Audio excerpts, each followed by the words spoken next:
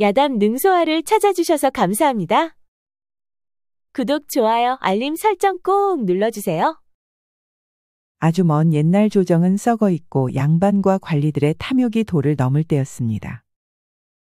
그런데 엎친 데 덮친 격으로 흉년은 계속되고 백성들은 먹을 게 없어 굶어 죽던 시대였지요. 그러한 때 어느 마을에 포악하고 악랄한 양반과 관리들이 많았습니다. 그로 인해 힘없는 백성들은 고통스럽고 지옥 같은 삶을 살고 있었지요. 굶어 죽거나 먹을 게 없어 물로 배를 채워야 하는 사람들이 많았습니다. 백성들은 희망도 없고 지옥 같은 삶 속에서 죽지 못해 살고 있었지요. 그러한 때 어느 날부턴가 야심한 밤이 되면 피리 소리가 들리는 것이었습니다.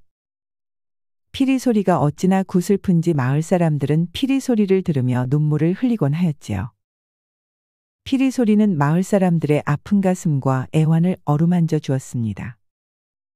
마을 사람들은 고달픈 하루를 보내고 밤이면 들려오는 피리 소리에 마음을 달랠 수 있었기 때문이었지요. 이복의 상구와 범, 아니 내 돈은 언제 갚으려고 아직도 안 갚는 것이야? 아이고 죄송합니다요. 진사날이 수년째 흉년이 이어지니 갚고 싶어도 갚을 수가 없구먼요. 그것은 자네 사정이고 자네가 제때 돈을 갚지 않는 바람에 벌써 30냥이 되었는데 언제 다 갚을 것이야? 아니 진사날이 엊그제만 해도 20단냥이 아니었는지요. 아, 그것은 엊그제 일이 아닌가? 봄에 감자 하나만 심어도 여름이면 10수개가 달리는데 돈이라고 어디 안 그러겠는가? 여러 소리 말고 어서 돈이나 빨리 갚으시게. 흉년이 계속되다 보니 봄에 심을 벽시가 없던 상구와 범은 최진사에게 단량을 빌렸었습니다. 헌데 가을이 되어 수확을 해봐도 당장 새 식구 먹고 살 곡식도 나오질 않는 것이었지요. 그러다 보니 갚아야 할 이자 포함 열량 중에 원금 단량밖에 갚지를 못한 것이었습니다. 그런데 남은 단량이 2해 만에 30냥이 되어버린 것이었지요. 내일까지 빚을 갚지 못하면 집이라도 당장 비우시게. 상구와 범은 지옥 같은 삶 속에서 절망의 끝을 보게 되었습니다. 도대체 세상이 어떻게 돌아가길래 단량을 빌리고 30단량을 갚아야 한단 말인가? 세상 말세요 말세. 결국 다음 날이 되어도 상구와 범이 빚을 갚지 못하자 최진사는 노비들을 데려와 상군의 가족을 쫓아내고 말았습니다. 그러자 오갈대도 없어진 상구와 범은 산에 들어가 비관 끝에 목을 메고 말았지요. 그런데 그렇게 마을에는 상구와 범처럼 절망 끝에 목을 맨 사람이 한둘이 아니었습니다. 그리고 상구와 범이 죽던 날 밤마다 나던 피리 소리가 나지를 않았지요. 아, 자네도 들었는가? 아니 무엇을 말인가? 아, 어젯밤 최진사의 목이 떨어졌다는 것이야. 아니 그것이 참말이오? 아, 그렇다니까. 내 아침에 최진사 집을 지나가는데 곡소리가 나더라고. 그래서 가만히 들어보니 최진사가 밤새 목이 떨어졌다는 것이야. 아 그것이 참말이라면 천벌을 받은 것이구먼. 어디 최진사가 보통 악랄했어야지. 최진사 때문에 상군에도 목을 맨 것이 아니겠소. 그러게 말이오. 최진사가 너무 악랄하긴 했어. 그런데 누가 최진사의 목을 벤 것일까? 귀신도 고칼 노릇이구먼. 그러고 보니까 어젯밤은 피리 소리가 나지를 않더구먼. 혹시 피리 부는 사람과 무슨 연관이 있는 것은 아닐까? 아, 이 사람 그게 무슨 말인가? 그렇게 구슬프고 아름다운 피리를 부는 사람이 어찌 사람을 죽인단 말이오? 행여나 그런 소리 말게. 그나마 이 지옥 같은 세상에서 그 피리 소리 때문에 마을 사람들이 조금이라도 위안을 받고 있는 게 아니겠나? 아 이 사람 내가 언제 피리 부는 사람이 최진사를 죽였다고 했는가? 난 그저 최진사가 죽던 날 피리 소리가 나질 않았다고 말했을 뿐이네. 최진사가 밤새 비명 행사했다는 말이 마을 사람들에게 빠르게 번져나갔습니다. 그 바람에 마을은 발칵 뒤집히고 말았지요. 관아에서는 최진사를 죽인 범인을 찾느라 난리가 아니었습니다. 그런데 밤이 되니 다시 피리 소리가 들리는 것이었지요. 그러다 보니 최진사를 죽인 사람이 피리 부는 사람이 아닌가 하는 생각을 하는 사람들이 많아졌습니다. 하지만 마을 사람들은 섣불리 그런 말을 입 밖에 내지 않았지요. 고통받는 마을 사람들에게 유일하게 위안을 주고 있었기 때문이었습니다. 뭐시라 그년이 언제부터 내 말을 무시했단 말이냐. 당장 집에서 쫓아내거라. 알겠습니다요, 대감. 오집사는 서대감의 명을 받고 어느 외딴 오두막집으로 향했습니다. 계시어 부인, 어찌 찾으시오, 오집사. 대감께서 내일까지 집을 모두 비우라 하셔서 아니 집을 비우라니요. 이 엄동설 안에 어디로 간단 말이요. 어제가 빚을 갚기로 약속한 날이지 않았소. 헌데 빚을 못 갚았으니 빚 대신 집으로 받아오라 하시었소. 아니 빚을 갚지 못했다고 집을 빼앗는 경우가 어디 있어. 아무튼 내일까지 집을 비우지 않으면 험한 꼴을 보게 될 것이요. 오집사는 엄포를 놓고 돌아갔습니다. 그러자 연서 어머니는 땅이 꺼져라 통곡을 하였지요. 그리고 다음 날이 되니 오집사는 노비들을 데려와 강제로 연서 모녀를 내쫓는 것이었습니다. 그리하여 연서 모녀는 어쩔 수 없이 보따리 하나 들고 집에서 쫓겨날 수밖에 없었지요. 집에서 쫓겨난 모녀는 갈 곳이 없었습니다. 그리하여 정처 없이 눈 내린 들판을 걷고 있었지요. 그렇게 얼마나 걸었을까? 눈 내린 산속길에서 어머니가 쓰러지고 말았습니다. 어머니 정신 좀 차려보셔요. 이런 곳에서 쓰러지면 위험해요. 어머니는 말이 없었습니다. 집을 빼앗겨 충격을 크게 받은 데다 엄동설안의 살을 에이는 추위를 이기지 못하고 어머니는 쓰러지고 만 것이었습니다. 홀어머니를 모시고 단둘이 살아온 연서는 눈물이 멈추질 않았습니다. 악랄한 서대감 때문에 아버지도 목을 매 세상을 떠났는데 이젠 어머니까지 세상을 떠나고 만 것이었지요. 산속에는 연서의 울음소리가 메아리쳤습니다. 이미 차갑게 식어버린 어머니를 붙들고 연서는 통곡을 하였지요. 그러다 연서는 차가운 어머니 곁에서 잠이 들고 말았습니다. 아버지를 잃은 지 3년도 안 돼 어머니까지 세상을 뜨니 연서도 더 이상 살아갈 희망이 없었던 것이었지요. 그리하여 연서도 결국 부모님들이 있는 곳으로 가려고 작정을 하였습니다. 그렇게 얼마나 시간이 흘렀을까? 낯설은 묵직한 사내의 음성이 들리는 것이었지요. 이보시오, 정신이 좀 드시오. 연서는 낯선 사내 음성에 두 눈을 떴습니다.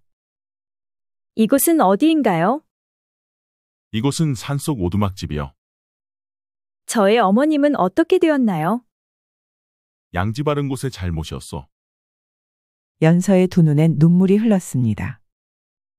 가슴이 찢어질 듯 너무 고통스러웠지요. 그러다 충격이 너무 컸던 연서는 다시 의식을 잃고 말았습니다. 연서가 의식을 잃은 후에도 눈은 하염없이 내리고 있었지요. 그리고 이틀이 지난 어느 아침이었습니다. 눈 내린 산자락은 흰눈이 쌓여 아침 햇살을 받아 하얗게 반짝반짝 빛나고 있었지요. 눈이 부시도록 빛나고 있었는데 아름답기까지 하였습니다. 의식이 돌아온 연서는 바깥 공기를 마시며 아름다운 경치를 바라보았습니다. 그런데도 가슴은 아직도 너무 아팠지요. 일어나시었소. 사냥을 나갔다가 사냥감을 들고 돌아온 비호가 물었습니다. 저 때문에 많이 불편하셨지요. 눈이 녹는 대로 이곳을 떠나겠습니다. 갈 곳은 있으시오. 갈 곳이 마땅치 않으면 이곳에 있으시오. 아닙니다. 제가 어떻게 모르는 분께 폐를 끼칠 수가 있겠습니까? 어머님 장사를 치러주시고 저를 보살펴 주셔서 너무 감사합니다. 누구라도 보았다면 그리했을 것이요. 그러니 부담은 갖지 마시구려. 연서는 눈이 쌓여 산을 내려갈 수가 없었습니다. 그리하여 비호의 오두막집에서 당분간 머물 수밖에 없었지요. 오늘 갓 잡은 신선한 고기여 한번 드셔보시지요. 연서는 비호가 사냥에 구워준 고기를 먹어보았습니다. 그러자 고기 맛이 아주 좋았지요. 기분이 좀 나아진 연서가 물었습니다. 그런데 산속 오두막집에서는 혼자 사시는지요? 연서의 물음에 비호는 한동안 말이 없었습니다. 그리고 조심스럽게 말문을 열었지요. 그렇소. 나도 낭자처럼 어려서 부모님을 모두 잃었어. 말하고 있는 비호의 눈은 어느새 촉촉해지고 있었습니다. 그래서 배회하다 길바닥에 쓰러져 있었는데 어느 날 백도사께서 나를 이곳으로 데려온 것이요. 그럼 그 백도사님은 어디를 가셨나요? 2해 전에 세상을 떠나셨소. 그러셨군요. 비호님도 가슴 아픈 사연이 있으셨군요. 두 사람은 서로의 가슴 아픈 사연을 알고 공감도 되었습니다. 그러다 보니 서로를 이해하고 위로도 하였지요. 그렇게 시간이 흘러 추운 겨울이 지나고 들판에 쌓인 눈이 녹기 시작하였습니다. 이제 눈이 녹았으니 저는 내려가겠습니다. 조심히 가시오. 그리고 정갈 곳이 없으면 날 찾아오시오. 연서는 비호와 아쉬운 이별을 하고 산을 내려왔습니다. 마음 같아서는 갈 곳도 없으니 믿음직스런 비호 곁에 있고 싶었지만 왠지 폐를 끼치는 것 같았습니다. 그리하여 계속 머물 수도 없었지요. 갈 곳이 없던 연서는 다시 마을로 내려와 살던 집으로 가보았습니다. 그러자 살던 집은 텅텅 비어 있었지요. 빈집에 사람이 있는 것을 본 마을 아주머니가 다가와 연서를 보고 말했습니다. 아니 연서가 아니냐. 그래 그동안 어디서 어떻게 사는 것이야. 그런데 어머님은 어디 계시니? 어머님은 집에서 쫓겨나고 바로 세상을 떠나셨어요. 아이고 저런 불쌍해서 일을 어찌하노. 그리 고생만 하다가 떠나버렸으니 쯧쯧. 내가 떠난 후로 마을은 난리가 아니었단다. 마을에 무슨 일이 있었나요? 아이고 말도 말거라. 내가 떠나고 서대감의 목이 떨어지고 곧이어 땅깨나 가지고 있던 양반들 목이 죄다 떨어졌단다. 어디 그뿐이냐. 사또와 관리들도 모두 목이 떨어졌단다. 그리하여 마을은 온통 초상집 분위기였지. 헌데 그 바람에 마을 사람들은 숨통이 트여 이제는 좀 살만해졌단다. 어떻게 한순간에 그리 많은 사람들이 죽게 되었을까요? 사람들은 쉬쉬하고 있지만 피리 부는 사람이 그랬을 것이라고 다들 생각들은 하고 있단다. 아니 어떻게 피리 부는 사람이 그 많은 사람을 죽일 수 있었을까요? 그것까지는 아무도 모르지. 헌데 서대감이 죽은 날부터 지금까지 피리 소리가 나질 않고 있단다. 최진사가 죽던 날도 피리 소리는 나질 않았었지. 그럼 피리 부는 사람이 정말 그리했을까요? 지금 관에서도 난리란다. 사또도 새로 왔고 또 나라에서 관병들 수천 명을 풀어 피리 부는 사람을 찾고 있단다. 허나 마을 사람들은 피리 부는 사람에 대해서 모두 함구를 하고 있지. 그 덕에 마을의 악당들이 모두 사라져 지금은 마을이 평화롭기 그지없단다. 마을 아주머니 말을 들은 연서는 놀라지 않을 수가 없었습니다. 이제 서대감도 죽고 없으니 이 집은 내가 들어와 살아도 될 것이야. 그리고 당장 먹을 게 없을 테니 날 따라오너라. 당분간 먹을 것을 좀 챙겨줄 테니 입에 풀칠이라도 해야 하지 않겠니? 아주머니 말에 연서는 눈물이 주르륵 흘렀습니다. 어머님이 조금만 더 살아계셨더라도 집에서 다시 같이 살 수가 있었기 때문이었지요. 눈물 흘리는 연서의 눈물을 아주머니는 옷소매로 닦아 주었습니다. 울지 말거라. 이 마을에 그동안 가진 횡포에 못 견뎌 죽은 이가 많단다. 그러니 너무 억울해 말고 이제는 너라도 힘내서 살아야 하지 않겠니? 연서는 아주머니를 따라가 약간의 곡식을 받아왔습니다.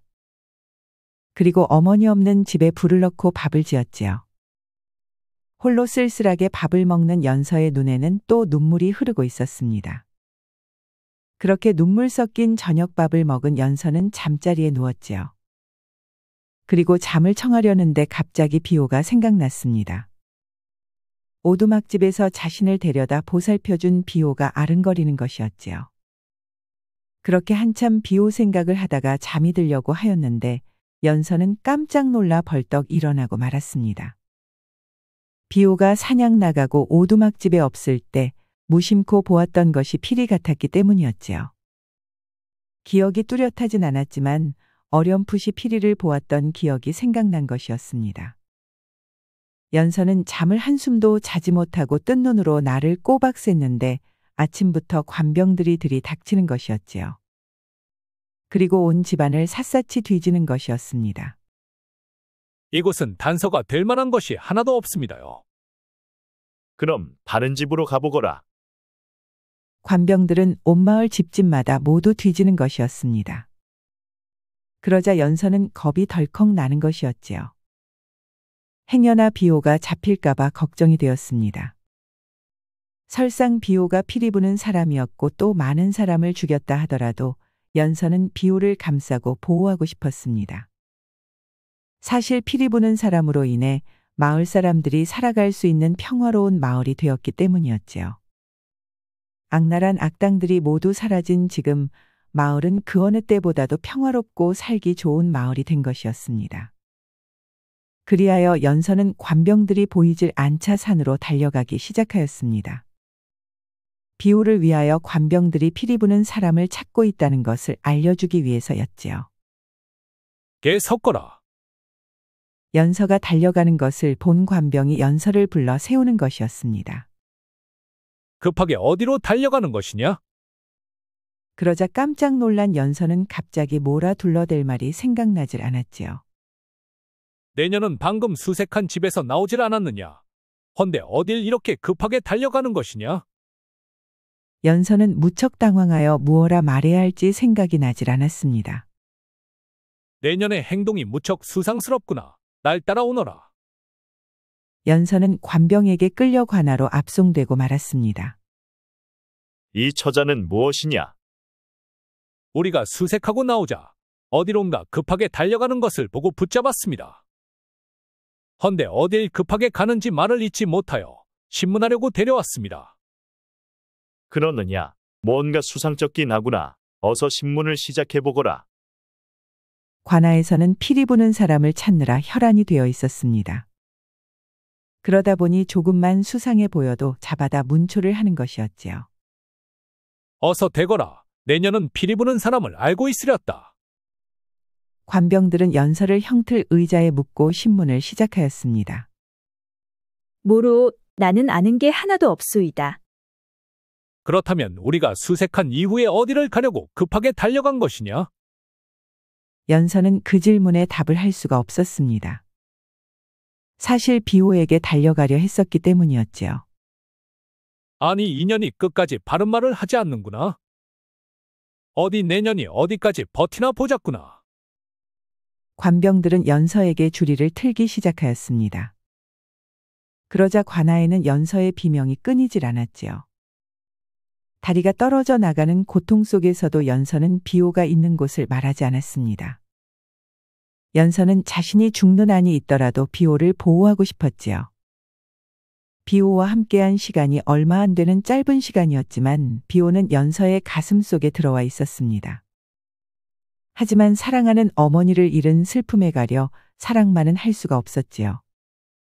헌데 비호가 피리 부는 사내라는 생각이 들면서 비호에 대한 사랑을 확신하게 된 것이었습니다. 비로소 연서는 자신이 비호를 사랑하고 있다는 것을 알게 된 것이었지요. 그러다 보니 연서는 사랑을 위해 자신의 희생을 아끼지 않았습니다.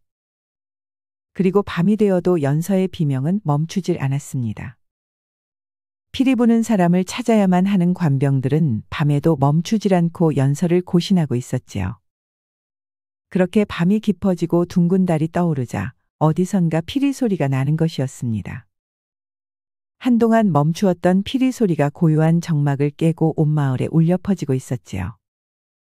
아니, 이것은 피리 소리가 아니냐. 어서 병사들을 풀어 저 소리를 쫓거라. 알겠습니다요, 사또. 사또와 관병들은 죄다 피리 소리가 나는 곳으로 달려갔습니다. 수천 명의 병사들이 횃불을 들고 산속 언덕을 향해 달려가고 있었지요. 그러자 관아에는 보초를 서는 몇 명의 병사들밖에 남지 않았습니다. 그러자 잠시 후 피리 소리는 점점 멀어지는 듯 하더니 곧이어 아예 멈추는 것이었지요. 그러다 보니 횃불을 든 관병들은 더 깊은 산속으로 들어가고 있었습니다. 그리고 얼마나 시간이 흘렀을까? 퍽퍽퍽 갑자기 옥문 밖에서 소리가 나더니 웬 검은 옷 검은 복면의 사내가 옥문을 여는 것이었습니다. 그리고 묶여있는 연서의 밧줄을 검으로 가볍게 끊어냈지요. 괜찮으시오? 사내는 검은 복면을 하고는 있었지만 연서는 비호라는 것을 바로 알 수가 있었습니다. 검은 복면의 사내는 연서를 번쩍 들어 안았습니다. 그리고 주변을 한번 살피고는 연서를 말에 태워 어디론가 달려가는 것이었지요. 관아의 마당에는 관병들이 여기저기 쓰러져 있었습니다. 그렇게 얼마나 달렸을까 말도 지쳐 더 이상 달릴 수가 없었지요. 여기부터는 안전하니 걸을 수 있겠소? 말에서 연서를 내려주고 비호가 물었습니다. 하지만 연서는 고신을 너무 심하게 받아서인지 서 있을 수조차 없었지요. 안 되겠구려 내게 업히시오. 비호는 복면을 벗었습니다.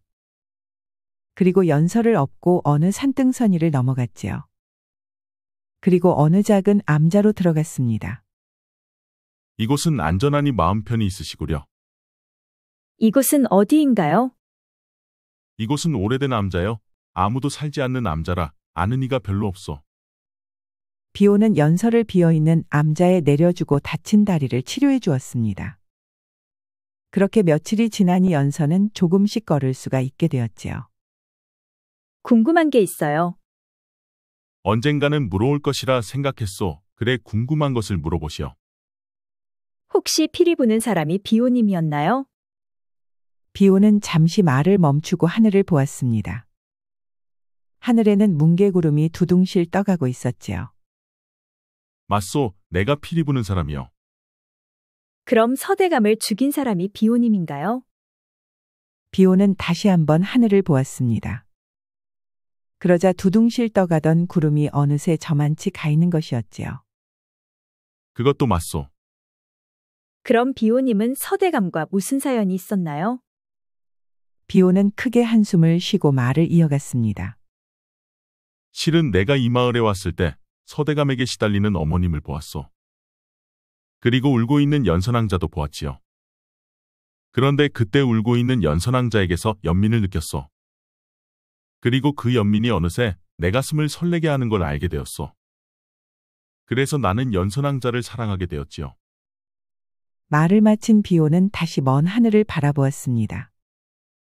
그리고 비호의 말을 들은 연서의 두 눈엔 이슬이 맺히고 있었지요. 서대감 때문에 아버님이 죽고 어머니마저 세상을 떠나자 연서도 서대감에 대한 원한이 가슴 깊이 사무쳤었습니다. 헌데 자신을 위해 비호가 서대감에 대한 복수를 대신해 주었던 것이었지요. 연서는 먼 하늘을 바라보고 있는 비호의 등을 뒤에서 끌어안았습니다. 어머니가 떠나고 세상에 홀로 남았다 생각했는데 이제는 혼자가 아니라는 생각이 들었지요. 그렇게 두 사람은 먼 하늘을 한참 동안 바라보았습니다. 그리고 비호는 뒤로 돌아 연서를 꼭 안았지요. 험난하고 고달픈 세상에 이제 두 사람은 혼자가 아니었습니다. 서로 의지하고 사랑하며 함께할 사람이 생긴 것이었지요. 연서의 다리가 완쾌되자 두 사람은 산등선이를 넘고 아주 먼 곳으로 향했습니다. 그리고 깊은 산속의 터를 잡고 오두막집을 짓기 시작하였지요. 그리고 밭을 가꾸어 곡식을 심기 시작하였습니다. 그렇게 두 사람은 서로를 사랑하며 둘만의 터전을 만들어갔지요. 연선왕자 이것 보시오. 우리가 심은 감자가 벌써 싹이 났구려. 호호 그러네요. 자연은 참 신기해요. 두 사람은 너무너무 기뻤습니다. 그리고 너무너무 행복했지요. 함께하는 사람이 너무너무 사랑하는 사람이다 보니 밭을 가꾸고 씨앗을 심느라 몸은 고되도 하나도 힘들지 않았습니다. 오히려 같이 할 수 있다는 행복이 더욱 컸지요. 그러던 어느 날이었습니다. 네 다녀오리다. 나 없는 동안 문을 꼭 잠그고 계시오. 산짐승들이 나올 수도 있으니. 걱정 말고 잘 다녀오셔요. 대신 빨리 와주셔야 해요. 알겠소. 내 최대한 빨리 다녀오리다. 비호는 수확한 감자와 옥수수를 가지고 하루가 걸리는 장으로 향했습니다. 감자와 옥수수를 팔아 농기구도 사고 연서에게 줄 놀이개도 사기 위해서였지요. 비오는 서둘러 장을 보고 산채로 향했습니다. 연서에게 선물할 놀이개까지 산 비오는 기쁜 마음으로 산채까지 한 걸음에 달려갔지요. 그리고 산채로 들어서니 문이 활짝 열려 있었습니다. 그런데 집 안에는 연서가 없는 것이었지요. 뭔 일이 생긴 것은 아닌가 하여 비오는 연서를 찾아 산속을 뒤지고 다녔습니다. 아니 그런데 며칠 동안 아무리 산속을 다 찾아봐도 연서가 보이질 않는 것이었지요. 산속에서 연서를 찾을 수 없자 비오는 마을로 내려가 보았습니다. 그리고 사람들을 붙들고 연서를 물어보았지요. 그런데 연서를 아는 사람은 없었는데 어떤 사람이 이상한 말을 하는 것이었지요. 듣기론 어제 피리 부는 사람을 처형했다고 합디다. 그런데 그 피리 부는 사람이 사내가 아니라 여인이라더구먼. 혹시 찾는 사람이 그 여인이 아니요? 비오는 깜짝 놀라고 말았습니다. 처형했다는 여인이 바로 연서가 아닌가 하는 생각이 들어서였지요. 그럼 그 여인의 시신은 어디에 있답니까? 듣기론 뒷산 골짜기 주인 없는 사람들을 묻는 곳에 묻었다 들었소. 비오는 곧바로 골짜기로 달려갔습니다. 그리고 만든 지 얼마 안 되어 보이는 무덤을 손으로 파기 시작하였지요.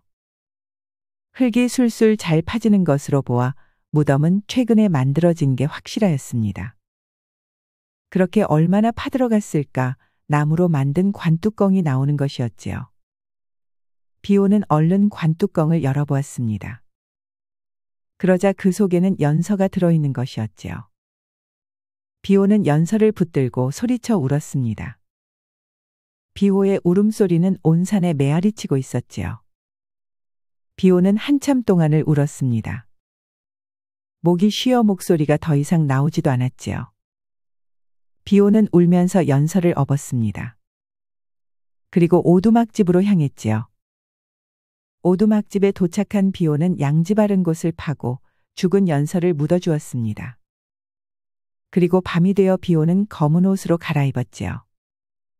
그리고 복면을 하고 검과 피리를 챙겨 비오는 마을로 향했습니다. 그리고 뒷동산에 앉아 피리를 불기 시작하였지요. 아니, 이것은 피리 소리가 아니냐? 여벌하게 아무도 없느냐? 찾으셨습니까요, 사또?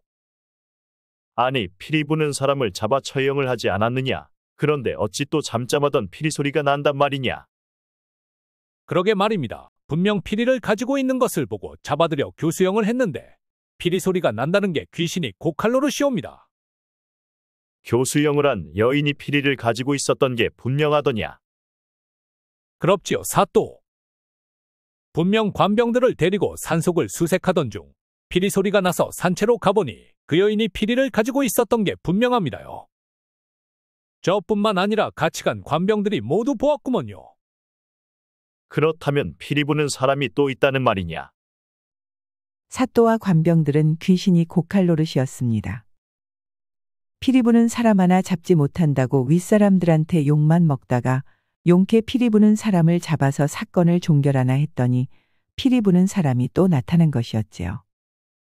아니, 피리 소리가 멈춘 것이 아니냐? 그러게 말입니다. 그렇지 않아도 피리 부는 놈을 잡으려고 관병들을 모두 소집해 놓았습니다. 피리 부는 사람을 잡으려고 관병들이 관아에 속속 모여들고 있었습니다. 그런데 그때 관아의 마당이 무척 소란스러워지는 것이었지요. 밖이 왜 이렇게 소란스러운 것이냐? 웬 복면을 한 무사가 쳐들어와 난리를 치고 있습니다요. 무엇이라, 감히 언놈이 관아를 습격한단 말이냐? 내 검을 가져오너라. 사또가 검을 챙겨 밖으로 나가보니 이미 수백의 관병들이 땅바닥에 널브러져 있었습니다. 아니, 너는 웬 놈이냐? 웬 놈이길래 감히 관아에 쳐들어온단 말이냐? 검은 복면의 사내는 귀신 같은 솜씨로 관병들을 베어나갔습니다. 그렇게 한 시즌도 되지 않아 살아있는 관병이 하나도 없었지요. 그러자 겁을 잔뜩 먹은 사또는 무릎을 덜썩 꿇었습니다. 뉘신지는 모르오나 목숨만은 살려주시오. 사또의 말이 떨어지기도 무섭게 검은 복면에 검은 사또의 목을 스치고 지나갔습니다.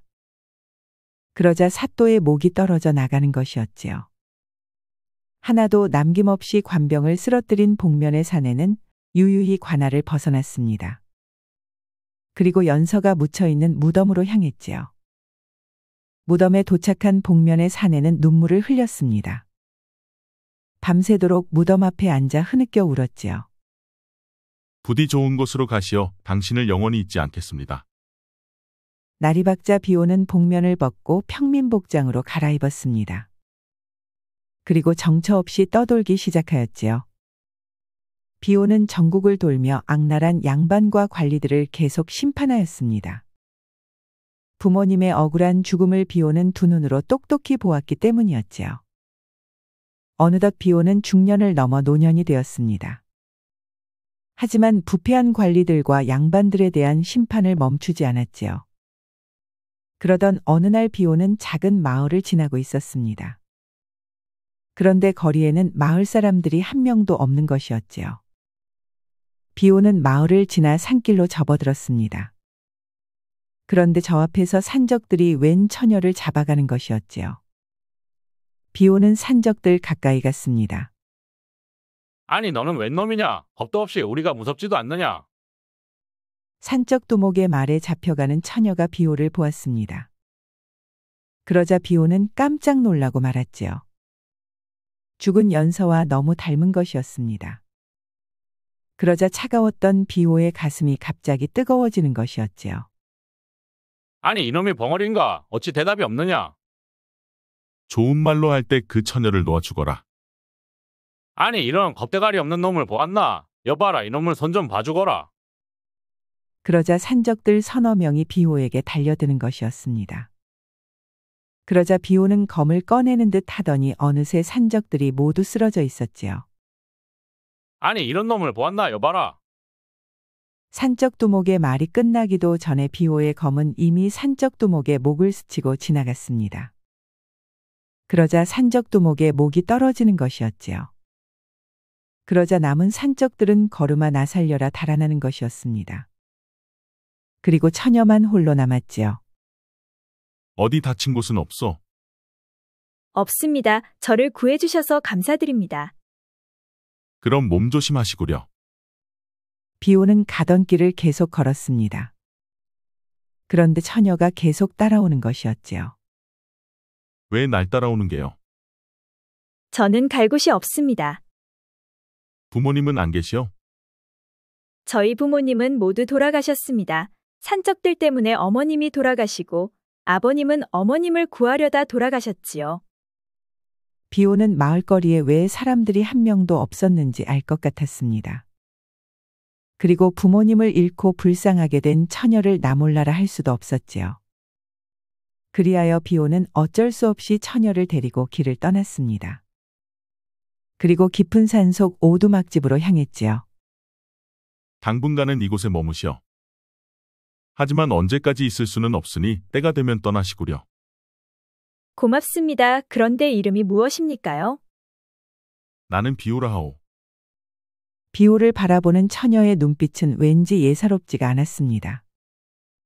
마치 사랑에 빠진 눈빛이었지요. 저는 연이라 해요. 저의 아버님께서 지어주신 이름이지요. 비오는 이름까지 비슷한 연희를 보며 죽은 연서가 또 생각났습니다. 그리고 연서가 연희로 환생한 것은 아닌가 하는 생각도 들었지요. 그러자 비오의 두 눈이 촉촉히 젖어들었습니다. 비오의 눈에 눈물이 맺히는 것을 보고 연희가 바짝 다가와 비오의 눈물을 닦아 주었지요. 어디가 아프셔요? 두 눈에 눈물이 맺혔어요. 그런데 연희에게서는 연서와 같은 냄새가 나는 것이었지요. 그러다 보니 비오는 자신도 모르게 연희를 끌어안았습니다. 그리고 연서가 그리운 비오는 소리내어 엉엉 울고 말았지요. 그러자 그런 비오를 보며 연희는 비오를 꼭 안아주었습니다. 비오님께서도 가슴 아픈 사연이 있으셨군요. 연희는 자신을 구한 비오가 너무 멋져 보였습니다. 순식간에 산적들을 무찌르는 것을 보고 홀딱 반해버린 것이었지요. 어느 날 비오는 처녀가 더 있으면 안 될 것 같아 처녀에게 말했습니다. 처녀는 이제 내려가야 하지 않겠소? 저는 이곳에서 비오님과 함께 살 것이어요. 처녀는 아직 젊으니 좋은 사람을 만나 가정도 꾸리고 행복하게 살아야지요. 싫습니다. 저는 비호님이 아니면 그 누구라도 싫습니다. 저는 비호님과 평생을 함께 할 것이어요. 그러니 나를 쫓아낼 생각은 말아요. 비오는 젊은 처녀가 내려가지도 않고 자신의 곁에만 머물려 하니 무척 부담이 되었습니다. 하지만 한편으로는 연서가 살아 돌아온 것만 같아 꼭 싫지만은 않았지요. 그러다 보니 두 사람은 산속 오두막집에서 함께 살게 되었습니다. 봄이면 씨앗을 심고 가을이면 수확을 하였지요. 농사는 잘돼 먹고 사는 걱정은 없었습니다. 이것 좀 보셔요. 들판에 이런 꽃들이 참으로 많이 피었어요. 연희는 봄이 되어 들판에 핀 꽃을 보고 무척 좋아하였습니다. 그리고 무척 행복해 보였지요. 비오도 그런 연희를 보며 행복을 느낄 수가 있었습니다. 비록 젊은 처녀와 노인의 동거였지만 서로를 생각하는 마음은 연인 이상이었답니다. 그렇게 두 사람은 지난 날의 가슴 아픈 기억을 잊어가고 있었습니다. 그리고 그 자리는 행복으로 채워져 가고 있었지요. 불교에는 삼생연분이라는 말이 있습니다. 세 번의 생을 거쳐도 끊을 수 없는 깊은 인연을 말하지요. 위 이야기 속 비오와 연희의 연이 삼생연분이 아닐런지요. 한번 맺어진 연은 항상 소중하게 생각해야겠습니다. 구독과 좋아요, 알림 설정 꼭 부탁드립니다. 다음 이야기도 재미있는 이야기가 많으니 다른 영상도 재미있게 봐주세요. 그럼 여러분 모두 오늘도 행복하고 즐거운 시간 되세요.